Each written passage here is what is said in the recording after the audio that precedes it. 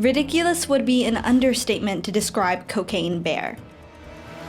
A drug smuggler drops a shipment of cocaine from his plane into a national forest, and an American black bear finds it and eats it. The cocaine causes the bear to become highly aggressive, attacking everyone it comes across, desperate for more cocaine. The film is bizarre, outrageous, and kind of stupid sounding, but it knows it is. It fully embraces being fun and doesn't try to present some philosophical meaning of life. Everything in Cocaine Bear is gory humor. The coked out bear isn't even the most amusing character in the film.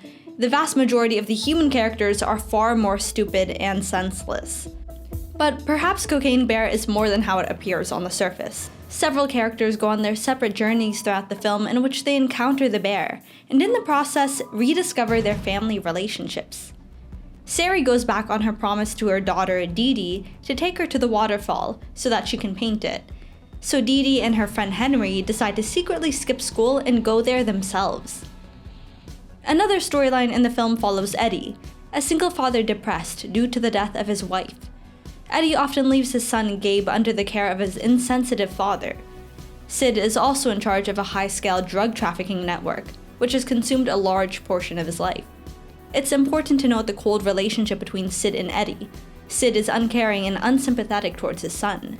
I want you to take Eddie with you. Eddie's in mourning.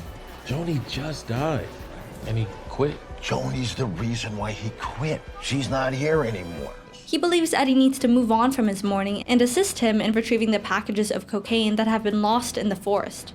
Sid is resentful towards Eddie for leaving Gabe with him, and he lets that annoyance show in his interactions with his grandson.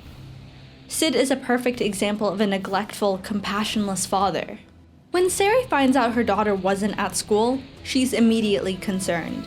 She alone figures out where her daughter went and embarks on a mission to get her back. Sari is similarly protective over Henry, almost as if her motherly instincts and care extend to him. She puts herself in danger to protect the young boy, and despite the high stress and threatening situation, she always prioritizes his safety and speaks to him with gentleness. Even when she suspects he and Dee Dee did drugs, she doesn't lash out and blame him for being a bad influence. She worries for him equally. And when she finds out that her inklings were true, she stays focused on what really matters, their safety, rather than her anger, and she embraces both Dee Dee and Henry in a loving hug. You mean that you guys did drugs? You told her? No. I had a suspicion and you just confirmed it. I'm just so glad I found you and you're okay. So in Cocaine Bear, we have a few different examples of parental relationships. One healthy, loving parental figure, Sari. One nasty, selfish parental figure, Sid. And one parent who's not too present in his son's life, but has good intentions that are complicated by his grief. He wanted to give his child a better life than he thought he could provide. Where's Gabe? You didn't bring him here, did you? Calm down. He's safe at home watching TV. What? How long has he been alone? You left him with me. Do I look like Daddy Daycare Center to you? Now, for a movie about a bear, we aren't talking about the bear enough. The mammal's role in the film seems to purely add tension, humor, and a shock factor, but there is an underlying theme of parenthood symbolized by the bear itself. The bear's actions feel a little random at times. For the majority of the movie, the bear viciously and mercilessly attacks everyone it comes across. But she interestingly doesn't harm Eddie, she just lies on top of him.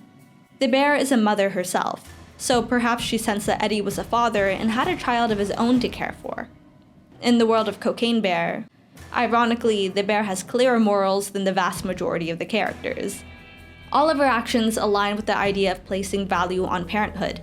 She's fiercely protective of her own cubs and even keeps Dee Dee safe with them. The common theme of how the bear decides who she will attack and kill revolves around parenthood and altruism. She allows the kind and motherly Sari to escape with the children, and she consciously doesn't kill Eddie. Conversely, the bear is remorseless with Sid at the end of the film. Sid never appeared to be the most loving person, but he really shows how self-centered he is at the end. He places the cocaine over everything and everyone, even in the most dangerous of moments. He threatens to shoot and kill someone if they don't help him get the drugs. While holding them at gunpoint, the bear cubs instantly run past Henry, Dee Dee, Sari, David, and Eddie to attack Sid. It is then only Sid who is killed by the bear in the climactic scene, and everyone else is able to get away. At the end, the bear rewards those with pure values, who are thoughtful and considerate, and punishes those who only think of themselves. The climax of the film showcases Sid getting brutally disemboweled, but before that we see a beautiful display of familyhood, where the movie's real message is clearly spelled out. You are no son of mine. Hey you! You did this! You're the reason this is all happening! And it's a good thing he's not like you! Because you're a piece of crap person and a bad dad! So if you look closely enough, even the most wild of movies can have meaningful messages. Maybe Cocaine Bear will teach parent viewers to be attentive and loving to their children.